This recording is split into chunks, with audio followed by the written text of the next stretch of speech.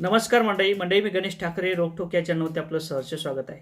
मंडळी, अजितदादा पवार यांचं निधन झालं आणि निधन झाल्यानंतर 5 बॉड्या त्या ठिकाणी सापडल्या होत्या. मृतदेह त्या ठिकाणी सापडले होते. यामध्ये पहिला मृतदेह 2 पायलट होते, त्यानंतर अजितदादा पवार यांचा बॉडीगार्ड होता आणि त्यानंतर अजितदादा होते आणि पिंकी माळी. आणि आज पिंकी माळीच्या वडिलांनी एक महत्त्वाची माहिती दिली आहे. जे काही VSR कंपनीचं विमान होतं त्यांच्या माध्यमातून काही माहिती लपवण्याचं काम हे करण्यात आलेले, अशा पद्धतीची माहिती आज पिंकी माळी यांच्या वडिलांनी दिलेली आहे. आणि पिंकी माळी हॉटेलमध्ये गेल्यानंतर काय बोलणार होती हे देखील पाहणं महत्त्वाचं ठरणार आहे.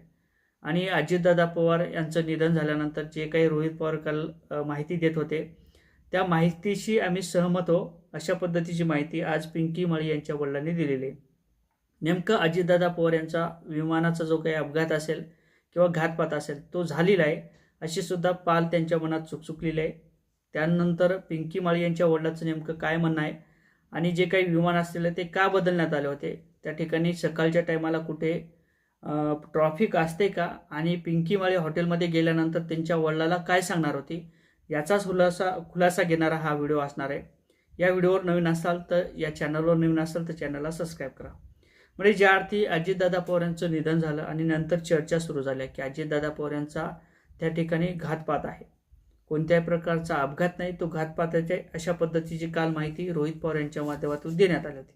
आणि आज परत पिंकी माळी यांच्या वडिलांनी सुद्धा काही माहिती दिलेली आहे. पिंकी माळी यांच्या वडिलांचं म्हणणं आहे की अजितदादा पवार यांच्यासोबत माझी मुलगी म्हणजेच पिंकी माळी जवळपास 5 वेळेस गेली होती आणि 5ही वेळेस म्हणजे त्यामध्ये 4 वेळेस हे जे काही विमान असेल ते काळं होतं, परंतु यावेळेस जे काही विमान असेल त्याचा कलर हा पांढरा होता. आणि हे विमान का बदलण्यात आला, अशा पद्धतीचा त्यांच्या वडिलांचा सुद्धा आरोप आहे. आणि त्याचबरोबर पिंकी माळी यांचं जे काही निधन झालं त्यानंतर निधनाच्या टायमाला जी काही विमान कंपनी होती VSR, या कंपनीच्या माध्यमातून कोणत्या प्रकारची माहिती तिच्या संदर्भात दिली नव्हती, म्हणजे पिंकी माळी यांच्या संदर्भात दिली नव्हती. ती माहिती लपवण्याचं कामसुद्धा या विमानाच्या माध्यमातून किंवा VSR कंपनीच्या माध्यमातून झालेलं आहे. आणि त्याचबरोबर ज्यावेळेस अजितदादा पवार हे एरोप्लेनमध्ये बसणार होते त्या टायमाला जो काही एरोप्लेनचा जो काही पायलट असेल तो का बदलण्यात आला होता, अनेक प्रश्न सध्या विचारले जात आहे.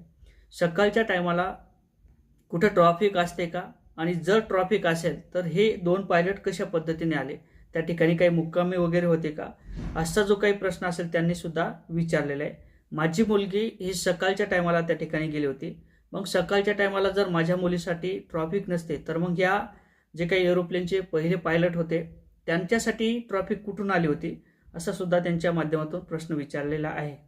त्याचबरोबर पिंकी माळी यांचं जे काही निधन झालं त्याची माहिती लपवण्याचं काम सुरू झालं होतं किंवा माहिती ती लपवण्यात आली होती. आणि त्याचबरोबर हॉटेलमध्ये गेल्यानंतर मी तुम्हाला सविस्तर अशी माहिती देईल, अशी माहिती पिंकी माळी यांनी दिली होती. खरं तर आता त्यांचं निधन झालं, पिंकी माळी नेमकं काय सांगणार होत्या हे देखील कोडं आहे. आणि त्याचबरोबर पिंकी माळी यांच्या वडिलांनी सुद्धा सांगितलेले, काही प्रमाणात त्यांनी माहिती दिलेली आहे की पिंकी माळी ही कुठंतरी बाहेरचा प्रवास करणार होती, ती नांदेडच्या ठिकाणून कुठंतरी बाहेर जाणार होती, अशी सुद्धा माहिती आहे. परंतु पिंकी माळी यांच्या वडिलांचं जे काही म्हणणं आहे ते कुठंतरी शंकेची पाल त्यांच्याही मनात चुकचुकलेली आहे. आणि रोहित पवार यांच्या मनाशी किंवा त्यांनी जी काही माहिती दिली असेल त्यांच्याशी आम्ही सहमत आहोत, अशा पद्धतीची माहिती पिंकी माळी यांच्या वडिलांनी दिलेली आहे. त्याचबरोबर पिंकी माळी यांच्या वडिलांचं म्हणणं आहे की पिंकी माळी यांचं निधन झाल्यानंतर जी काही माहिती असेल ती सुद्धा लपवण्यात आलेली होती आणि कोणत्याही प्रकारचा आम्हाला आत्तापर्यंत फोन आलेला नाही. आणि त्याचबरोबर पिंकी माळी यांच्या वडिलांचं म्हणणं आहे की ज्या अर्थी निधन झालेले आहे त्यांची पॉलिसी असेल किंवा तिचा विमा असेल त्या संदर्भात सुद्धा कोणत्याही प्रकारची माहिती या VSR कंपनीच्या माध्यमातून देण्यात आली नाही.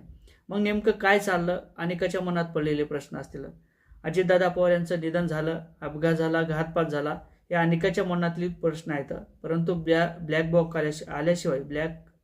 बॉक्स आल्याशिवाय माहिती येणार नाही.